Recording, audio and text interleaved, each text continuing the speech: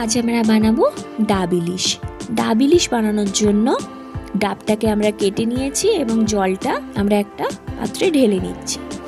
আর যে ভিতরে শাঁসটা আছে সেটা আমি একটা চামচের সাহায্যে কিছুটা বের করে নিচ্ছি, আর কিছুটা শাঁস ডাবের গায়েই থাকবে। এবার আমি মাছটাকে ধুয়ে নিয়েছি, ধুয়ে ওর মধ্যে 1 চামচ হলুদ এবং 1 চামচ লবণ দিয়ে ওটাকে ম্যারিনেট করে রেখেছি।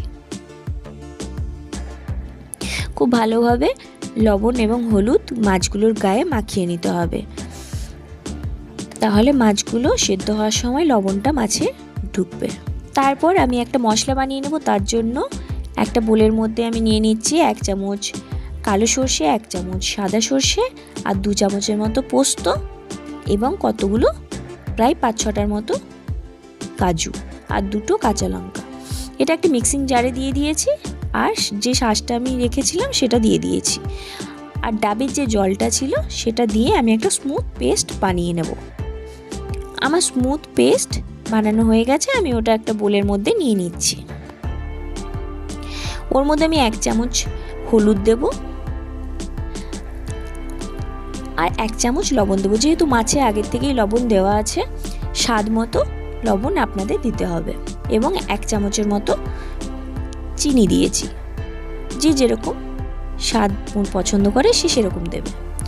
আর আমি দিয়েছিলাম কোকোনাট পাউডার। কোকোনাট পাউডারটা অপশনাল, আপনারা চাইলে দিতে পারেন, আবার নাও দিতে পারেন। আর দিয়েছিলাম প্রায় 2 চামচের মতো সর্ষের তেল। এবার আমি যে মাছগুলো রেখেছিলাম ম্যারিনেট করে, সেই মাছগুলো একটা একটা করে আমি ওর মধ্যে দিয়ে সুন্দর করে আমি মশলাগুলো মাখিয়ে নেব।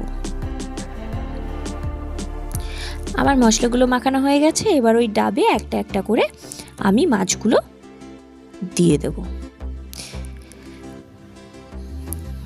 খুব আস্তে আস্তে মাছগুলোকে ওর মধ্যে দিতে হবে, যাতে মাছগুলো ভেঙে না যায়।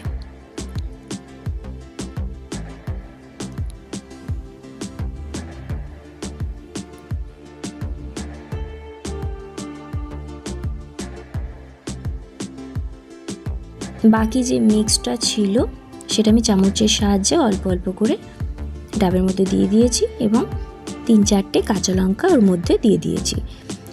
ডাবের উপরের যে অংশটা কেটে রেখেছিলাম সেটা আমি দিয়ে মুখটা ডাবের বন্ধ করে দিয়েছি, এবং কিছুটা আটা আমি মেখে রেখেছিলাম, সেই আটাটা দিয়ে আমি ডাবটা খুব ভালোভাবে আটকে নিয়েছি, যাতে কোনো রকম ভিতরের ভাবটা বাইরে না বেরোয়।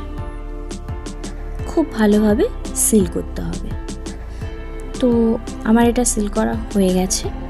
এবার আমি গ্যাসের ওভেনটা অন করে 25 মিনিটের মতো লো থেকে মিডিয়ামে রেখে দিয়েছিলাম। হয়ে গেছে।